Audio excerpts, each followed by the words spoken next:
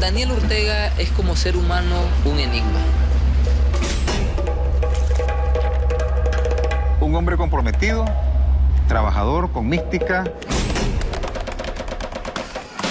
Más que presidente parece un agitador político. Son de los hombres que nacen, creo, una vez cada 100 años. Él dijo, el pueblo presidente. Parecía más bien un predicador. Un gran signo de interrogación. Yo podría decir que la historia de Nicaragua sin Daniel Ortega estaría incompleta. En verdad lloraban de felicidad ante la victoria. Saluda a la Junta de Gobierno de Reconstrucción Nacional. Se inicia a partir de hoy una tarea, la tarea más bella. De una verdadera liberación social, económica y política.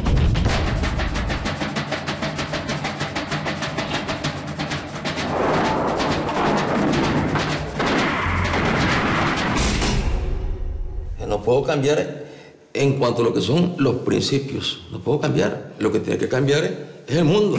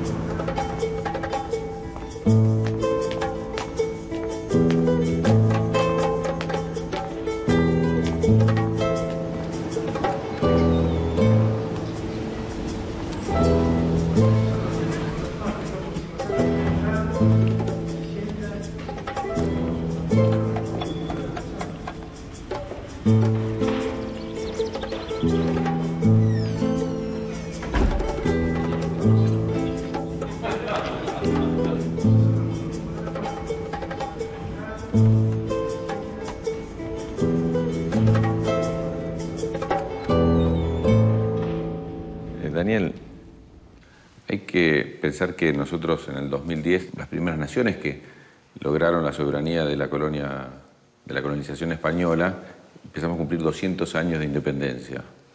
¿Cómo imaginas América Latina hacia el futuro? Tuvimos 200 años de independencia, pero sigue siendo el continente más desigual. ¿Cómo imaginas América Latina después del Bicentenario? Bueno, yo tengo la convicción de que América Latina tiene que salir de esta situación de opresión que se ha vivido, ¿no? Porque a pesar del despojo en todos los campos, de lo que ha sido el crimen contra nuestros pueblos originarios, la sistemática explotación, pero ¿cuál es la ventaja que tiene América Latina?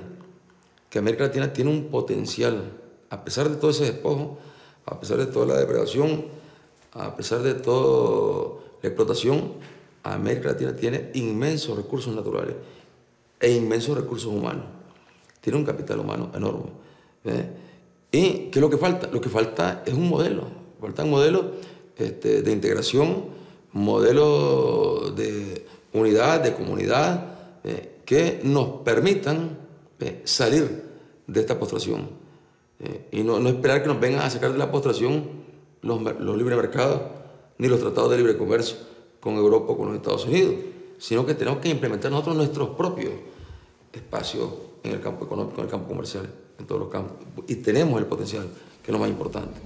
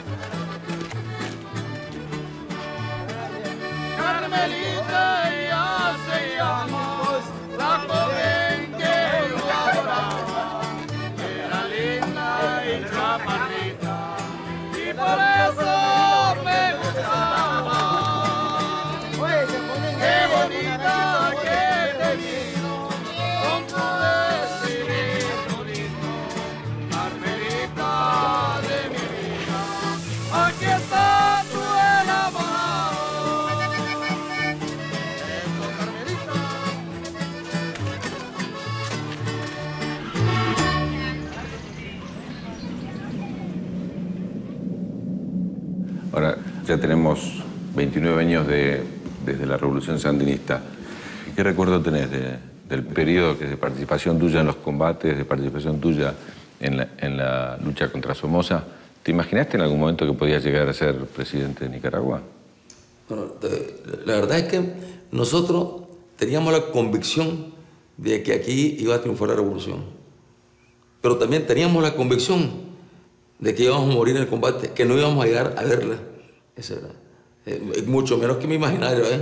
Si no, no se me ocurría pensar. No se nos ocurría pensar, diría yo, que íbamos a estar al momento de la victoria.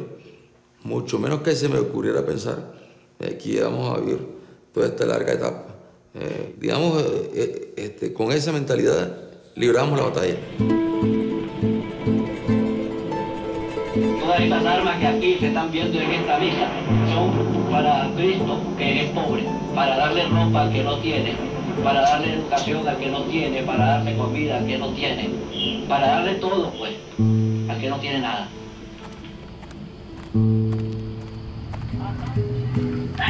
Gloria a Dios, aleluya. Bendito sea el nombre de Jesús y a su nombre. Que el Señor nos bendiga a cada uno de mis hermanos, amén. Gloria al Señor, aleluya. Vamos a buscar en el libro de 1 Corintios, aleluya. Gloria a Dios. Alguien está aquí, yo sé que es Cristo. Alguien está aquí, yo sé que es el Señor. Que sé, porque Él está conmigo. Que sé, porque está conmigo. Yo diría que el sentimiento, ¿no?, revolucionario tiene que ver en la identificación que encontré en la familia cuando conocí a Cristo. Vengo de una familia católica, cristiana, pero en un contexto de rebeldía. Mi padre estuvo con Sandino, mi madre estuvo detenida por la dictadura, y eso me llevaba a escuchar las historias. Entonces, primero conocí a Cristo, en Cristo vi un rebelde, luego conocí a Sandino.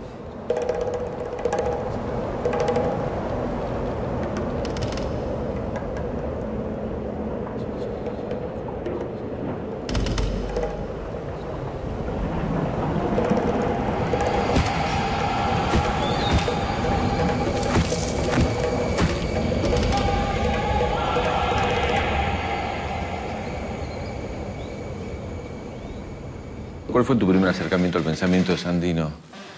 El primer acercamiento al pensamiento de Sandino fue a través de mi padre. Todos los días se hablaba de Sandino. Él con sus amigos y todos nosotros muchachos ahí dábamos vueltas desde que teníamos 6, 7 años dando vueltas, escuchando historias de cuando mi madre había estado detenida y todo lo demás. Entonces, fue el primer acercamiento a Sandino a través de lo que era la leyenda, ¿no?, la conversación. Parece que la casa de ella llegaba hasta aquí. ¿De quién? De Sandino, hasta aquí. No. Esta era de Doña Chola.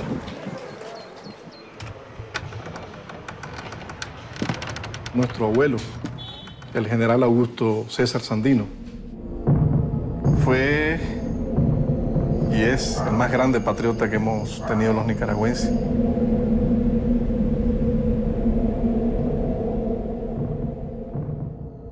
Trabajó por diferentes países del área, como mecánico, como obrero agrícola, como administrador, como trabajador.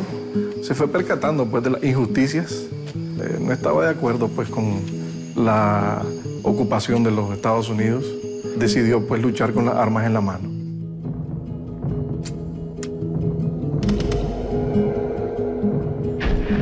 Que fueron 7 años de lucha contra los gringos.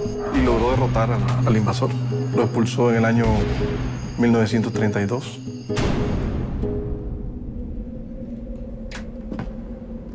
Como todos sabemos, Sandino murió en el año 34.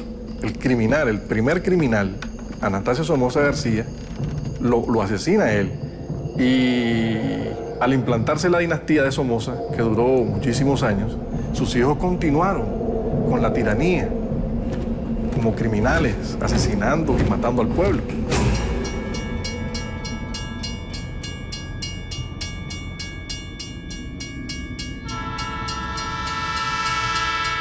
Yo pienso que aquí el elemento crucial de todo fue la contradicción histórica que ha existido entre el imperialismo norteamericano y Nicaragua. Por un asunto de hegemonía de los Estados Unidos y de posesión de Nicaragua. ¿Por qué? Por su ruta de tránsito. Esa ha sido, digamos, la razón de ser de la dominación imperialista sobre Nicaragua.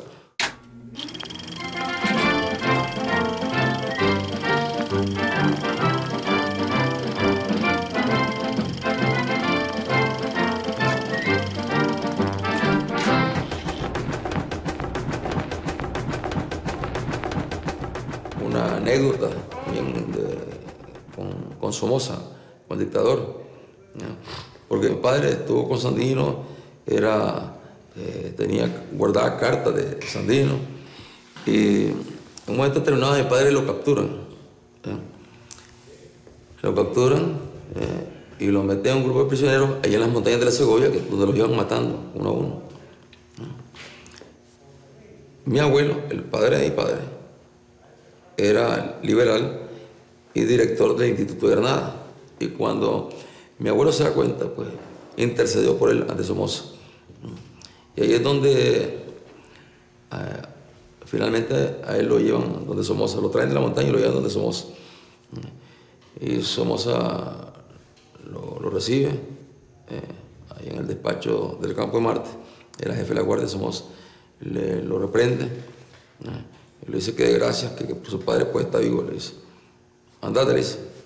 Y lea eso, le dice. Y le trae un sobre. El padre sale, ¿no? Cuando abre el sobre, se encuentra con un fajo de dinero. Entonces el padre cierra el sobre, se regresa y se lo entrega al oficial y le dice que es el sobre del general, que acaba de salir y se lo...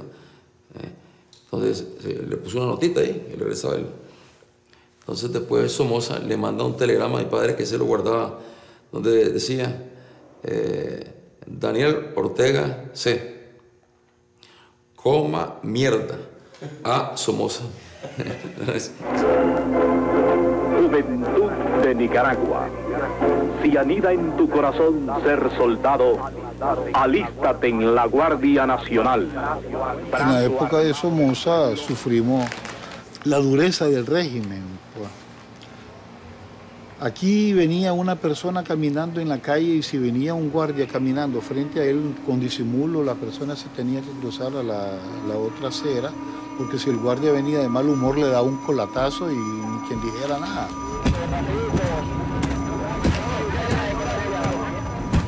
Esa represión terrible. Diario aparecían grandes cantidades de jóvenes muertos ahí por Sabana Grande, al otro lado del aeropuerto, a la orilla de la costa del lago, por el Teatro Nacional Rubén Darío. Porque los jóvenes han sido asesinados en las calles, torturados y le han quitado las uñas y todo por la gloriosa guardia. Nadie quiere la guardia aquí, nadie. Estamos dispuestos todos, hasta los niños, las mujeres, con machete, como sea, para poder salir de esa tiranía que son 45 años que tenemos de estar en esta tiranía terrible que nos están diezmando. A pesar de la represión, en ese momento se libraban aquí luchas estudiantiles. Y mi padre era el promotor, nos llevaba a la fila de muchachos, éramos 3 hermanos, a las protestas en las calles de Managua. Y se desafió a la represión en medio de las balas, pues, porque ir a una marcha era enfrentarse a las balas, a los culatazos, a las torturas, a las prisiones. Y empezamos a realizar en medio de las manifestaciones actos de sabotaje, ¿no?, contra vehículos de la Embajada Norteamericana y vehículos de la Guardia Somocista. Después de una de esas protestas, me capturan la primera vez que voy a prisión. Estoy hablando de que es un periodo de 2 años, ¿no? Tengo 15 años, 14, 15 años, cumplir 15 años cuando me detienen y conozco la tortura.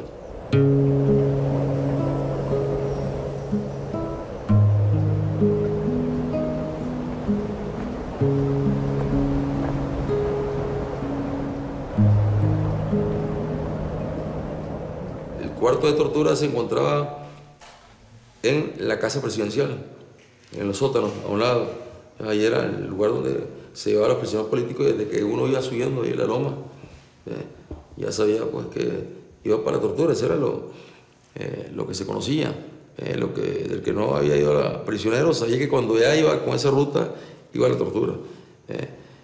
Y después estuviste un periodo muy largo detenido. Sí, fueron 7 años y un mes. Bueno, la verdad es que ya me había habituado un poco, ya sabía cómo. En esa ocasión, pues claro, un periodo tan prolongado, estábamos aislados, y teníamos un código ahí.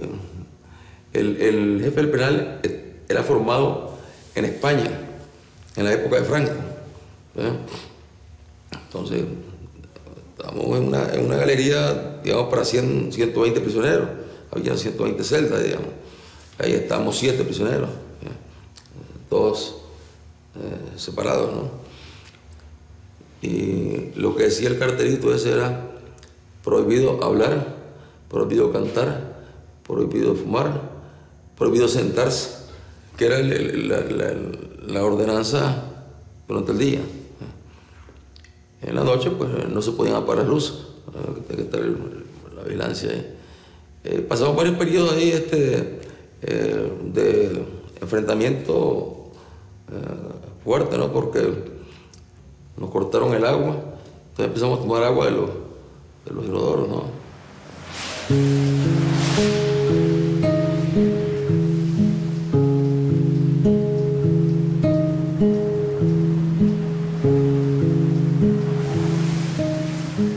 ¿Y en algún momento durante esos 7 años sentiste que no tenía sentido la lucha o pensaste que no iban a tener éxito? ¿Tuviste alguna etapa de pesimismo respecto al futuro? No, realmente nosotros enfrentamos la cárcel, siempre enfrentamos como una trinchera más de combate.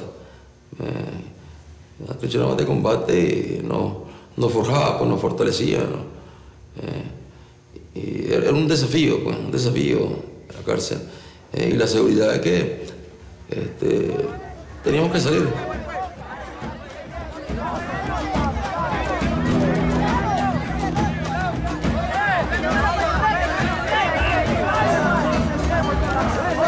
Los fundadores del Frente Sandinista fueron los que recabaron la lucha antiimperialista de Sandino. Entonces, aquí, por ser un compromiso moral, histórico, viene gente que no es sandinista, pero sabe lo que significa la lucha contra la dictadura.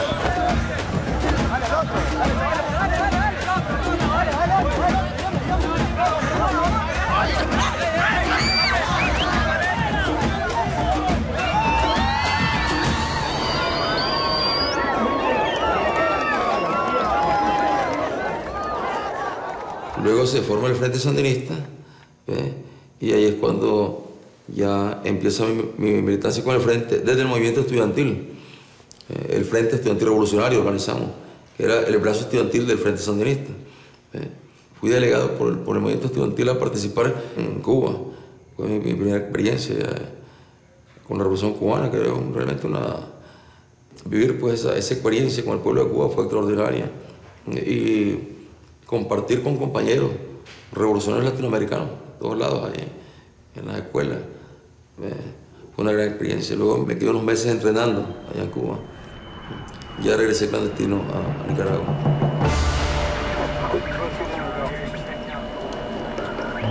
Lo que nuestros antepasados no pudieron hacer, hoy lo estamos haciendo nosotros. Estamos dispuestos a terminar con el somocismo porque ya no lo queremos tener más en nuestra patria, hermano.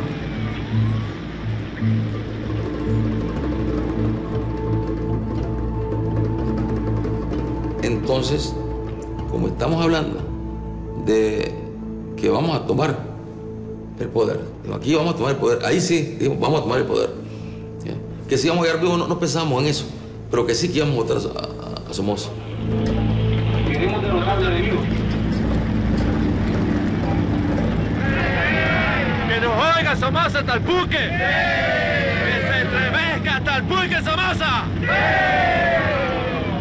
Nos preparamos para eso y empezamos a organizarnos y entrenar compañeros aquí en la ciudad, en Nicaragua, en diferentes puntos, entrenar también en Honduras, entrenar también en Costa Rica, clandestinamente porque ya éramos perseguidos. Si nos capturaban, íbamos presos. Y lanzamos la primera ofensiva insurreccional en octubre del 77, ya con una propuesta de programa de gobierno, incluso con un gobierno ya con nombre y apellido, teníamos lista la Junta de Gobierno. En una ocasión ya estábamos en esa lucha, en un viaje rápido que hice a Cuba conversando con Fidel. Entonces Fidel me preguntaba, pero ¿dónde queda la montaña aquí? La montaña queda por aquí. Estamos preparando una nueva ofensiva. ¿Y qué pasa? Me dice, si no sale bien la ofensiva, ¿dónde se van a replegar? Es que la gente se repliega aquí mismo, le digo, en las ciudades, porque la montaña está muy lejos. Entonces Fidel me preguntaba muy el detalle, ¿no? Fidel era un detallista de primera, ¿no? Y siempre con el detalle preguntando dónde está prevista la retirada y todo lo demás, previendo que podía fallar, pues, y en efecto, ¿cuántas veces no lo intentamos y no? Pero íbamos de nuevo, hasta que de repente se fue multiplicando la insurrección en todo el país.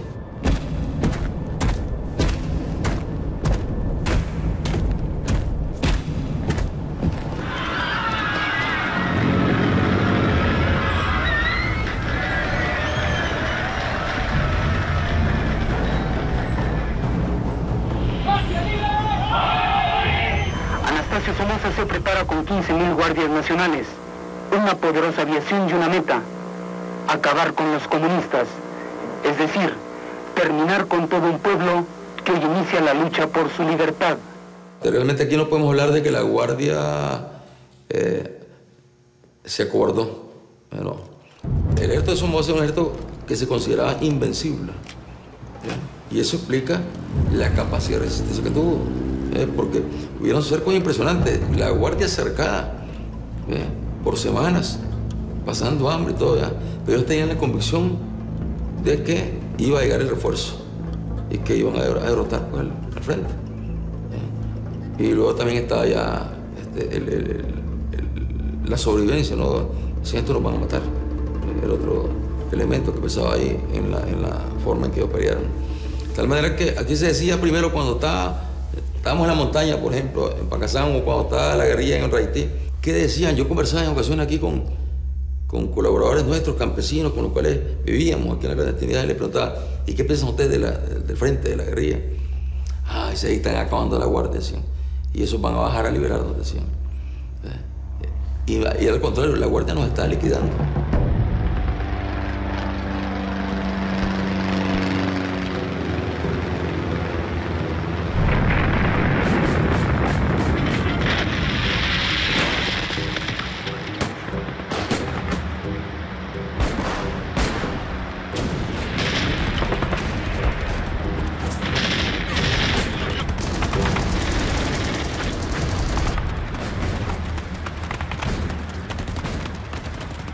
¿Cómo es la relación de un guerrillero con la muerte? Un guerrillero está dispuesto a morir, se supone.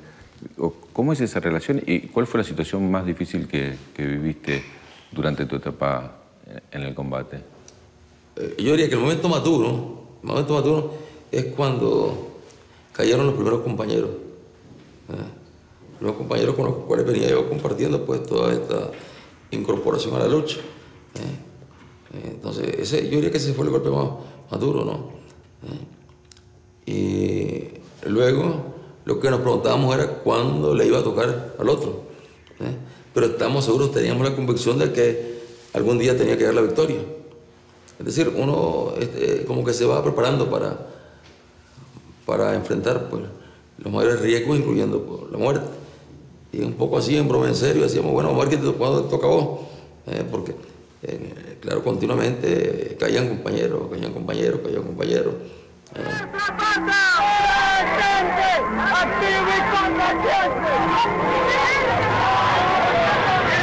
Somoza nos ha mandado a bombardear al mundo entero porque no están matando guerrilleros, porque los guerrilleros están en sus armas con sus rifles y él manda a bombardear las casas. Entonces fue cuando nosotros decidimos irnos a una estrategia insurreccional. Dijimos, aquí la montaña tiene que ser la ciudad, aquí es donde está la gente, donde está el pueblo. O sea, pasamos de lo que era una guerrilla tradicional a desarrollar una guerrilla que culminara con una lucha de carácter insurreccional. ¿Y cuál era la tesis insurreccional? Bueno, aquí hay que ir a tomar los cuarteles en las comarcas, en los municipios, en los departamentos, de previo a la población, darle un mínimo de entrenamiento, preparación, de tal manera que al caer los cuarteles, la población se arma y es el pueblo el que va a luchar aquí. No tiene que estar esperando a que venga la guerrilla. Por eso es que fue tan masiva la participación del pueblo aquí en la insurrección.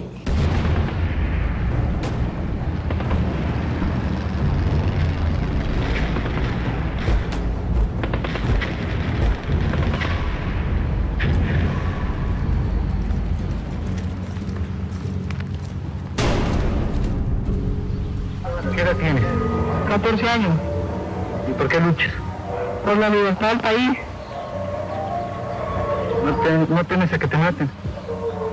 Para eso nací, para morir. ¿Pero estás dispuesto a combatir? Me corto la cabeza a cualquiera. Y así, vamos, ofensiva tras ofensiva. Luego viene otra ofensiva insurreccional en septiembre del año 78. Después de pasar a la toma del Palacio, la toma del Palacio fue el día 23 de agosto. Y entonces, en septiembre del 78, pasamos a otra ofensiva insurreccional sobre León, sobre varias unidades militares de la Guardia aquí en Managua. Decía, estamos combatiendo.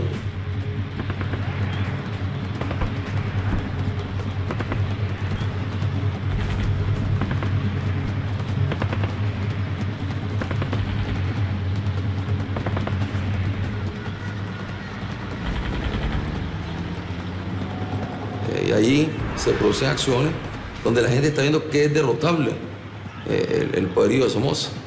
El dictador entraba y salía.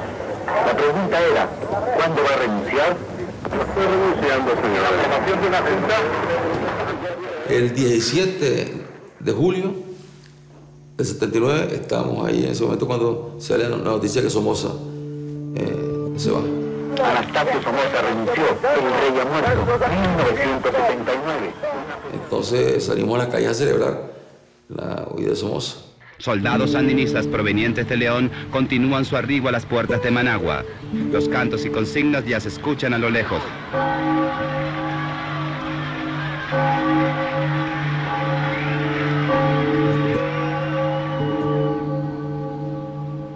Ya en ese momento el frente tiene control de Managua, tiene control, y ya tiene control de las estaciones de televisión. Y es el momento más digamos, más fuerte, ¿no? El momento más emotivo, que me dijo, hemos triunfado. En ese momento me di cuenta que allá hemos triunfado. Cuando veo por la televisión, por primera vez, la imagen de Sandino. Aquí a tomas de Sandino aparecen quitándose el sombrero, saludando. Eso fue algo realmente que me hizo llorar, ver, hemos triunfado. O sea, eso fue lo que me convenció de que habíamos triunfado. Estamos.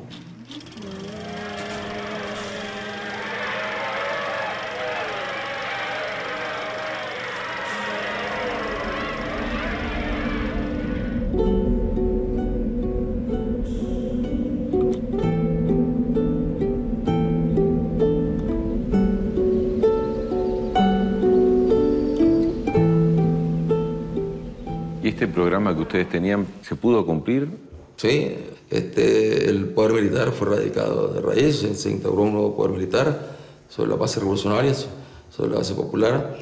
Las estructuras económicas que existían fueron erradicadas de raíz. Nosotros logramos aquí darle un gran impulso a lo que era el sector agroindustrial. Logramos crear condiciones que nunca habían existido en este país, que no haya sido capaz el capitalismo de crearla en Nicaragua.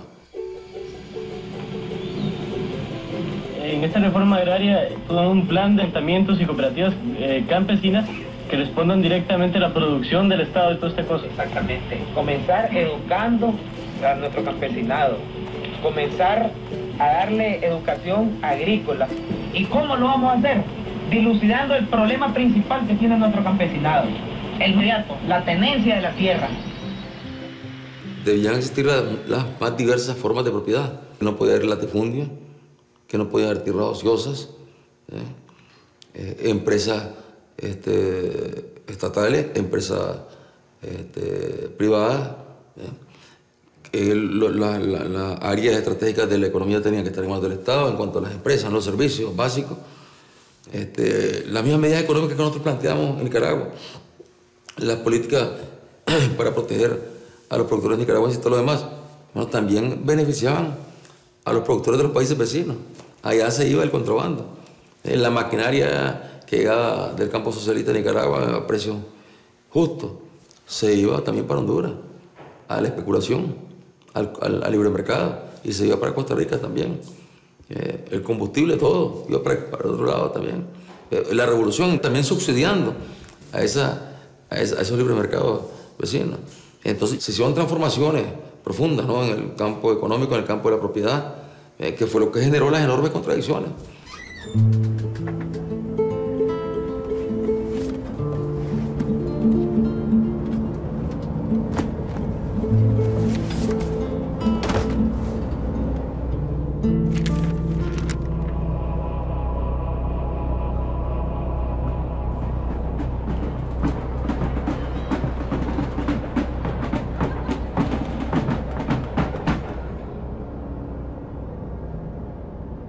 El punto que iba a generar la nueva contradicción después del triunfo de la revolución y que iba a dar lugar a que en la Junta de Gobierno empezaran a distanciarse los que se fueron distanciando de la Junta de Gobierno. Porque ahí la lucha fue esa. Los que querían nada más que aquello fuese un cambio cosmético, es decir, quitamos a Somoza y el modelo continúa como estaba. Ahora es la democracia, porque no está Somoza y no hay tal democracia. O lo que nosotros planteamos, tenemos que hacer la revolución, significa transformaciones profundas en todos los órdenes, significa esto un tránsito al socialismo, que no sabemos cuánto tiempo va a durar, adecuado a nuestras condiciones, y ahí empezó la contradicción en la Junta de Gobierno, y empezó la contradicción también en lo que fue el Consejo de Estado, porque organizamos un Consejo de Estado, en ese momento ahí estaban representadas todas las fuerzas sociales, todas las fuerzas políticas, todos los grupos económicos, religiosos, en ese Consejo de Estado. Igualmente, en el Consejo de Estado se empezó a dar la retirada de las fuerzas que querían el somocismo sin Somoza. Fue el choque, revolución contra revolución fue el primer choque. Y ya con ellos vino inmediatamente prácticamente vino la ofensiva de los Estados Unidos, de los yanquis sobre Nicaragua. Nosotros cometimos para los Estados Unidos el delito de derrocar al último marino que yo tenía aquí en Nicaragua, que era Somoza, que habían dejado aquí desde la intervención, habían dejado a Somoza administrando Nicaragua. Y eso es lo que, ese ejemplo los yanquis no lo podían permitir, más en ese momento donde habían luchas armadas revolucionarias en América Latina. Entonces para los yanquis eso era inadmisible.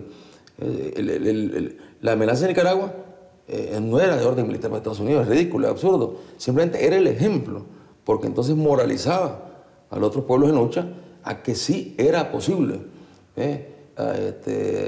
lograr la victoria revolucionaria a través de las armas.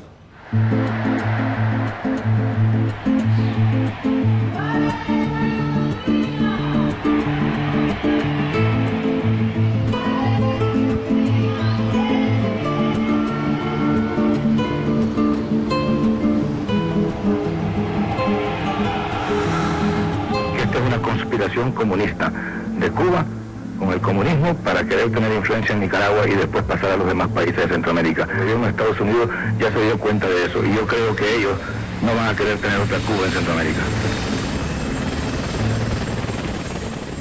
Entonces ya estábamos de nuevo a inicios de la guerra, de una nueva guerra. Los primeros muertos fueron en el año 80 con la campaña de alfabetización. Desde Honduras, guardias somocistas que estaban allá empezaron a penetrar con el apoyo del ejército hondureño, apoyo de los yanquis, y a matar alfabetizadores. En este momento nos estamos enfrentando primordialmente al problema de la guerra. Pero el problema de la guerra continúa siendo un problema de primer orden.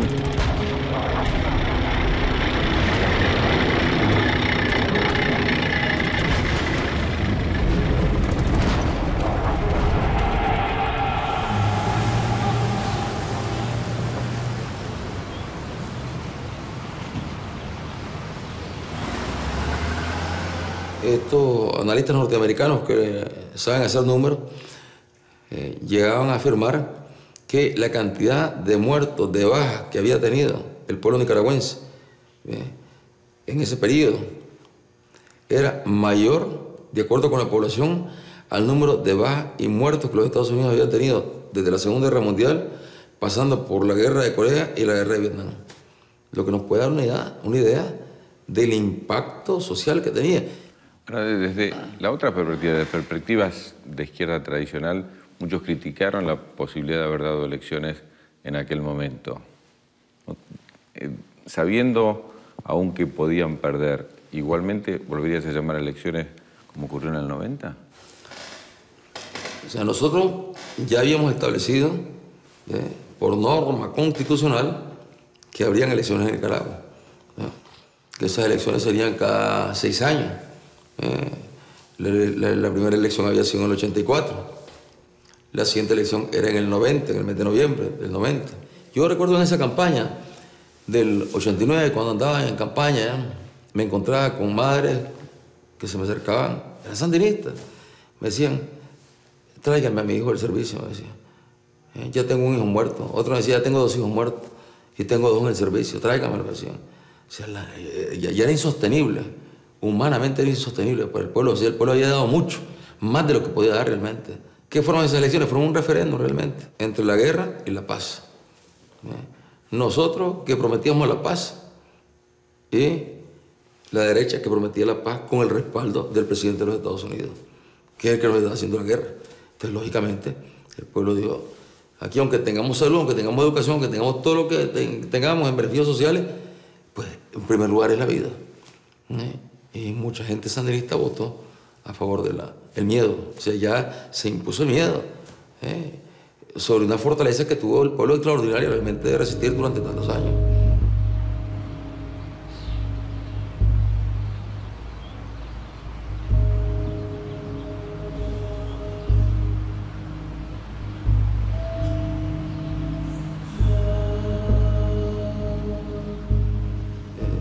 El momento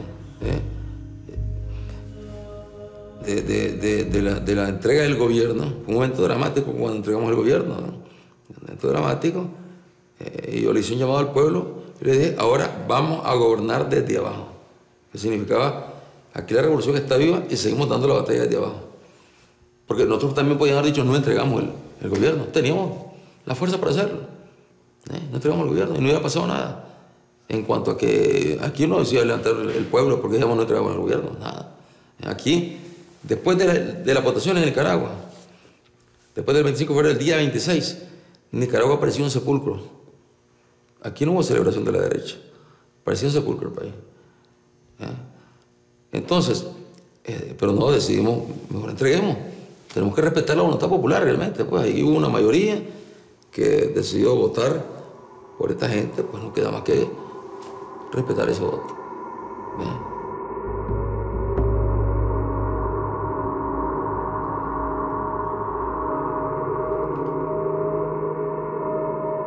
Es difícil, digamos,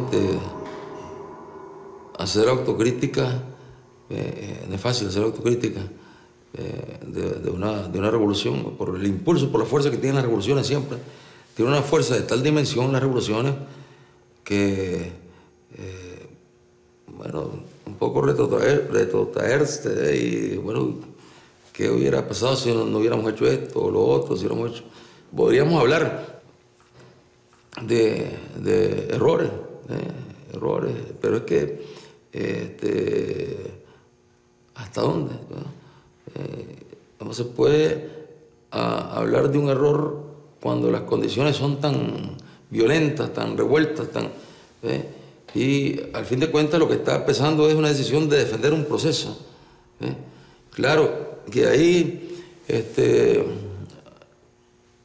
podríamos decir, ¿por qué no fuimos más flexibles con las posiciones de la derecha dentro de la Junta de Gobierno? Pero es que entonces hubiéramos estado aceptando el somocismo sin Somoza. Si nosotros hemos aceptado somocismo sin Somoza, nos dicen demócratas.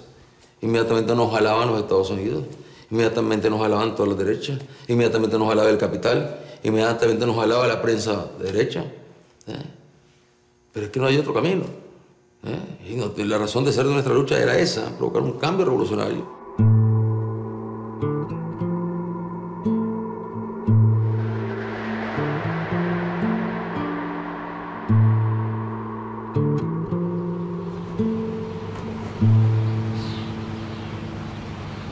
En el año 1990 vino esta chamorro, vendió vías de ferrocarril, vendió trenes, todo eso lo mandó a la pinche porra.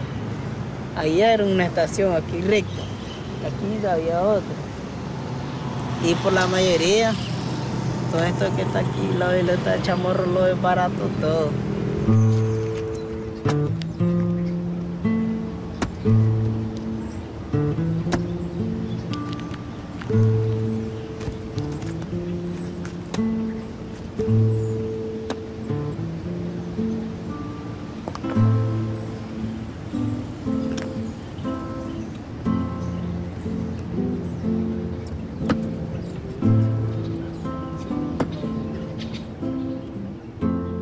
La democracia de estos últimos años no ha podido sacar a este pueblo de la pobreza.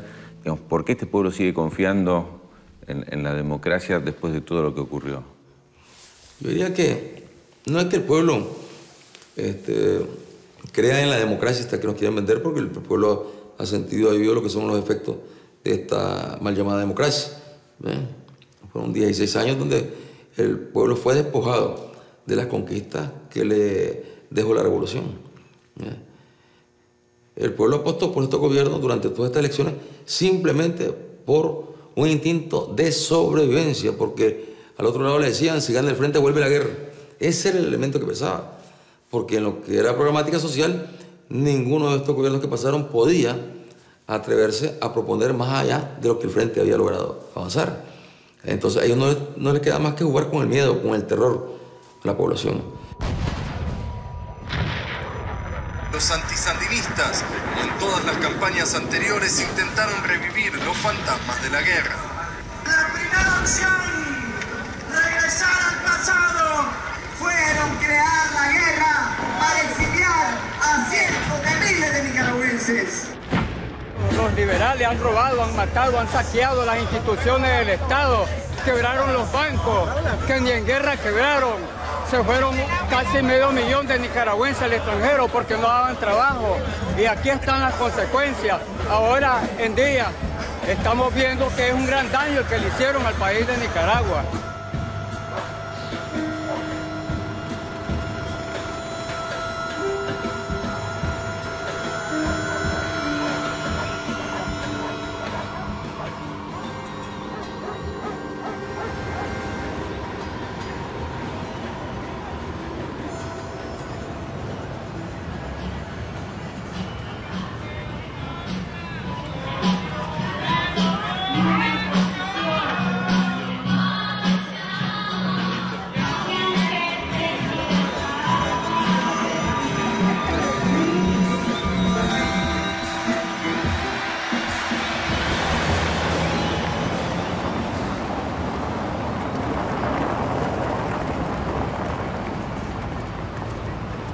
Obviamente la gente también se desencantó con los gobiernos de derecha. Tampoco resolvieron los problemas más sentidos de la población. Entonces vieron en Daniel Ortega un cambio. El hecho de retomar el poder por la vía electoral en estas nuevas condiciones que vive América Latina nos dan a nosotros el espacio que no teníamos entonces. Hemos logrado, de nuevo, establecer la educación gratuita, la salud gratuita, lo hemos logrado. Estamos desarrollando planes para poder sacar a la gente de la extrema pobreza. Lo estamos desarrollando de manera exitosa. Es decir, ¿por qué? Porque estamos atacando problemas que no eran prioridad para los gobiernos que nos antecedieron.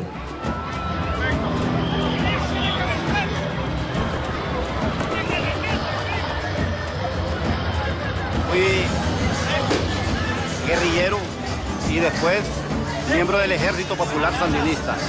Aquí nadie nos regala un bolis de guaro como en la década perdida de los gobiernos liberales que se hacían las reconcentraciones regalándole a la gente licor y dinero. Hoy venimos porque tenemos conciencia de que en realidad este es el camino, este es el gobierno de los pobres, este gobierno sandinista. ¡Salva la quiebra del sandinismo en Nicaragua! Volvemos a los años 80. Estas son las generaciones que siguen y siguen. Latinoamérica entera va a ser libre. ¿Cómo lograr los cambios? Ese es el gran desafío. Y creo que hoy estamos encontrando pues, condiciones realmente excepcionales en América Latina por este gran espacio que se ha abierto en América Latina. El tema de la energía, por ejemplo, que ha sido un tema tan sensible aquí en Nicaragua en los últimos años. El neoliberalismo lo que hizo fue profundizar la crisis energética cuando privatizó la generación y privatizó la distribución. Y no invirtieron realmente en generación. Entonces, gracias a la decisión que tomamos de incorporarnos al ALBA con Hugo Chávez, con Evo, la derecha se tiró encima, que eso era estar desafiando a los Estados Unidos porque Venezuela era la amenaza. Pero el pueblo que ha visto que han ido desapareciendo los apagones.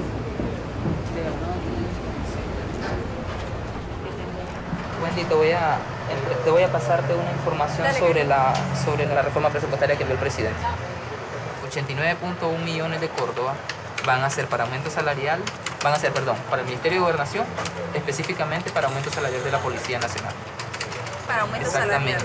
Y 36 millones para el Ministerio de Salud.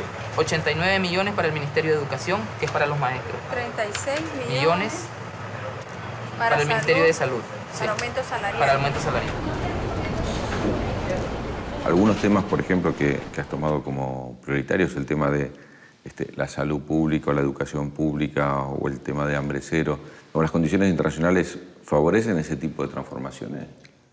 Yo diría que las condiciones internacionales siempre han estado en contra. O sea, mientras esté el capitalismo en el mundo imponiendo su tiranía, porque vivimos una dictadura, una tiranía del capitalismo global, encabezada por los Estados Unidos, esta tiranía. Mientras esté esa tiranía, tenemos un elemento que conspira en contra de cualquier programa, independientemente que tenga o no tenga crisis el capitalismo. El capitalismo puede estar en lo mejor de su momento, y retrocedamos unos años. Bueno, ¿y cuáles eran los niveles de pobreza, de hambre, de miseria en todos estos países? Es el modelo, el que tiene el planeta en estas condiciones.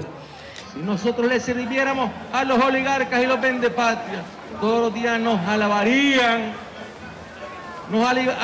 a través de sus medios de comunicación, nos alabarían los representantes del imperio yanqui y del imperio europeo y dirían, los sandinistas son demócratas porque para ellos el demócrata es el esclavo. Ahora que nosotros llegamos de nuevo al gobierno y se caen las mentiras de la derecha, ¿dónde está la guerra? ¿Dónde está el servicio militar? ¿Dónde está que no iban a entrar del exterior la remesa? Todo eso, ¿cuáles son los cartuchos que tiene la derecha? Están agotados los cartuchos de la derecha. ¿Por qué? Porque los quemaron durante 16 años mintiendo. Y ahora ellos están sin cartuchos, no hayan de qué inventar.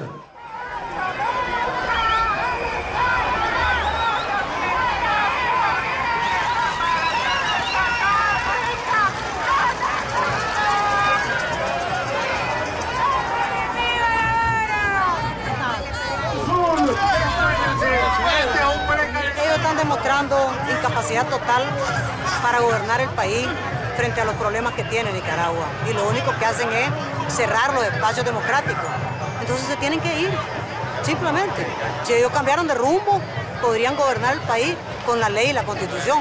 Pero si quieren violar la Constitución, si quieren violar la ley, si quieren liquidar los derechos del pueblo nicaragüense y si quieren hambrear al pueblo nicaragüense, se tienen que ir.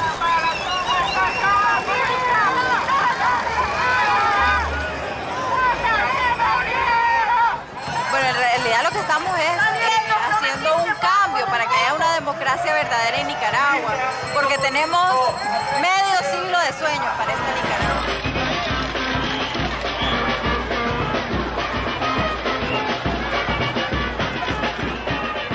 Ortega yo creo que tiene una gran ventaja y es que tiene una oposición débil, muy débil, muy débil. Esta oposición se marchó el pasado viernes y probablemente hayan sido, yo fui a la marcha, 15.000 personas que marcharon 2 kilómetros del centro de Managua. Pero esa oposición no se representa en el Parlamento. Marchan con grupos de jovencitos que se toman un tiempo para ir a esas marchas y que pasan la mayor parte del tiempo los fines de semana en Miami. Fíjense bien, ¿quiénes son los que aparecen en esas marchas? En esas marchas no aparece el pueblo. Entonces, ¿qué es lo que va a determinar o está determinando que se puedan abrir espacios a pesar del modelo? El que nos podamos integrar, nos podamos unir, abriendo espacios propios con una propuesta de solidaridad, con una propuesta de complementariedad, con una propuesta de comercio justo, de intercambio justo, que la practiquemos entre nosotros y que de cara al resto del planeta, pero no queda más que practicar, estar dentro de las redes del llamado libre mercado, que no está libre mercado, pues es la dictadura del mercado que está impuesta ahí. ¿Verdad? Pero estamos en mejores condiciones de enfrentarnos, en la medida estamos mucho mejor ahora que antes, porque ahora estamos en la posibilidad de unirnos y hacer, y abrir, desarrollar, consolidar esos espacios.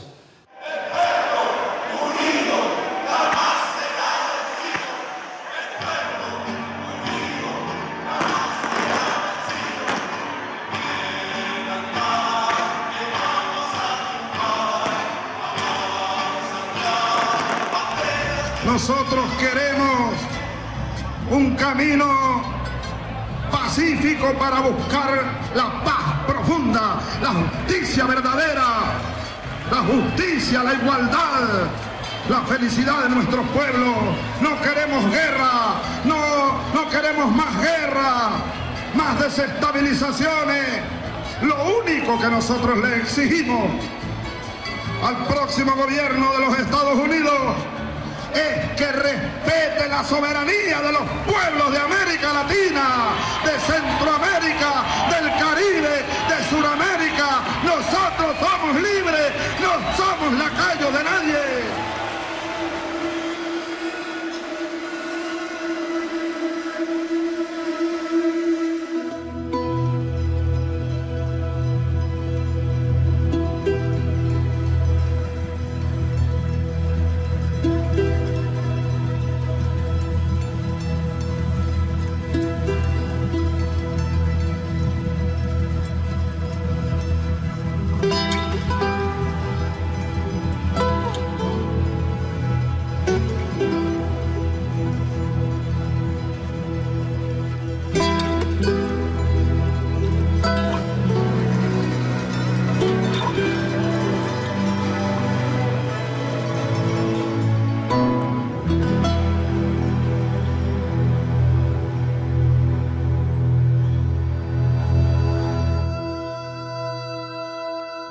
Hablamos de los cambios internacionales que ocurrieron desde la primera etapa de la revolución sandinista a la actual. Hablamos de los cambios en América Latina, de los cambios en Nicaragua. ¿Qué cambió Daniel Ortega desde aquel que en el 79 se llega con la primera junta de gobierno al Daniel Ortega actual? Bueno, unos años más, unos cuantos años más. Lo dicen mis enemigos, mis adversarios, porque yo no he cambiado, dicen. Que lo único que de repente me pongo una camisa de un color, otra camisa de otro color, pero dicen que no he cambiado y efectivamente yo no he cambiado. Ese discurso repetitivo, como dicen ellos, que Daniel Ortega tiene un discurso repetitivo que siempre dice lo mismo, pues sí, la historia es la misma. Para que dejemos de hablar del imperialismo, tiene que desaparecer el imperialismo. Para que dejemos de hablar en contra de la guerra, tiene que desaparecer la guerra. Para que dejemos de hablar en contra del hambre, de la pobreza, tiene que desaparecer el hambre y la pobreza. Entonces, mientras no se produzcan esos cambios, tenemos que continuar con esos principios, con eso. ¿Cómo lograr los cambios? Ese es el gran desafío.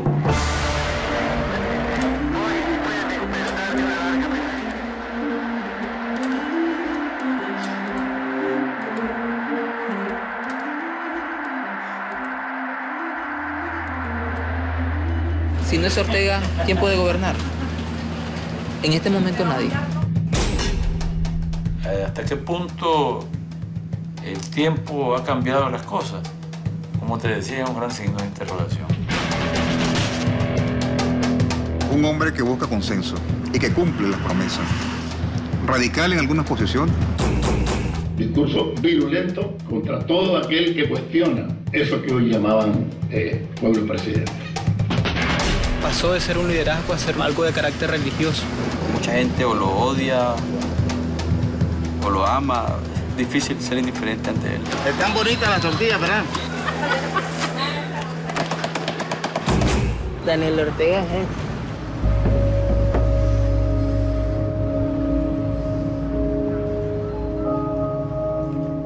¿Cómo te gustaría que la historia recuerde a Daniel Ortega? Bueno, yo lo que más agradezco, ¿no? Lo que más agradezco es, digamos, la oportunidad. Y lo que más me obliga también es la oportunidad que me ha dado el pueblo de Nicaragua de seguir batallando por él y con él. Eso es lo que más agradezco y lo que espero que quede ahí como un legado, ¿no? Estar en el corazón de la gente, estar en el corazón del pueblo.